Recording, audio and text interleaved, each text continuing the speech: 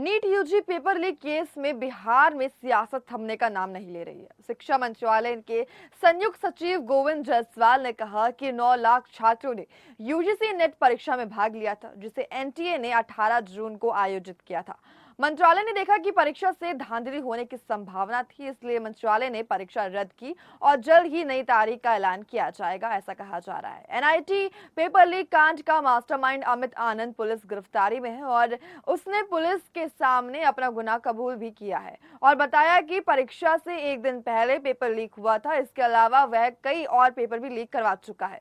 अमित आनंद ने यह भी बताया कि एक क्वेश्चन पेपर के लिए वो 30 से 32 लाख रुपए में डील हुई थी।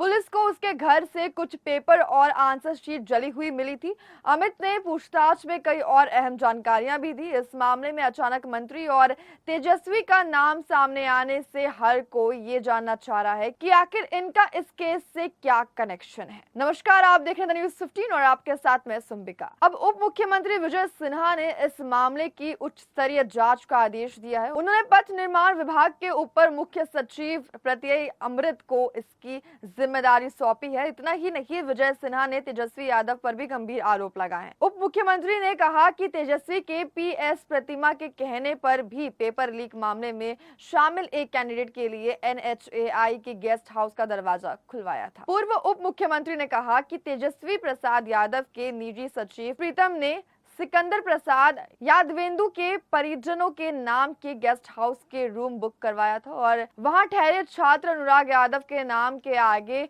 ब्रैकेट में मंत्री लिखा हुआ था। विजय सिन्हा ने दावा किया स्कॉलर गैंग के तार राजद से जुड़े हुए हैं। NEET UG paper leak case में जो लोग पकड़ाए हैं उनका संबंध तेजस्वी यादव से है। यादव पर हमला बोलते हुए कहा कि राजद की मानसिकता ही भ्रष्टाचार, परिवारवाद एवं घोटाले की ही है।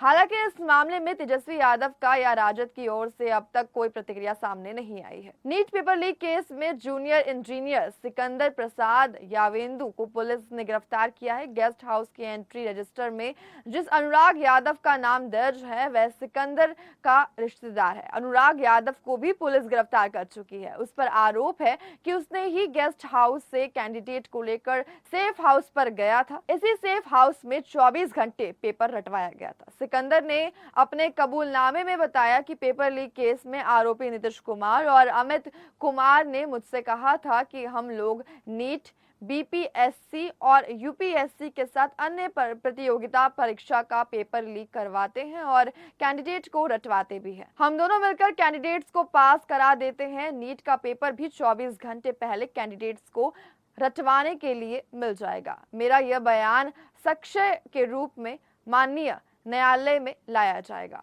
नीट यूजी पेपर लीक मामले को लेकर देश भर में विरोध प्रदर्शन हो रहा है। मई में हुए एग्जाम के बाद नीट यूजी रिजल्ट का 4 जून को ऐलान किया गया था। नतीजों के सामने आने के बाद ही एग्जाम में धांधली के आरोप लगना शुरू हो गया था और जहां एक और नीट को लेकर विवाद चल रहा है, इस बीच अब शिक्षा मंत्रालय ने नेशनल टेस्ट एजेंसी यानी कि एनटीए द्वारा आयोजित यूजीसी नेट परीक्षा रद्द करने का आदेश भी दिया है। एनटीए ने ही नीट एग्जाम भी करवाया था। नीट को लेकर विवाद इसलिए है क्योंकि अभी तक इस परीक्षा में टॉप करने वाले छात्रों की संख्या 2-3 हुआ करती थी। हालांकि इस बार पहली रैंक पाने वाले छात्रों की संख्या 67 रही है।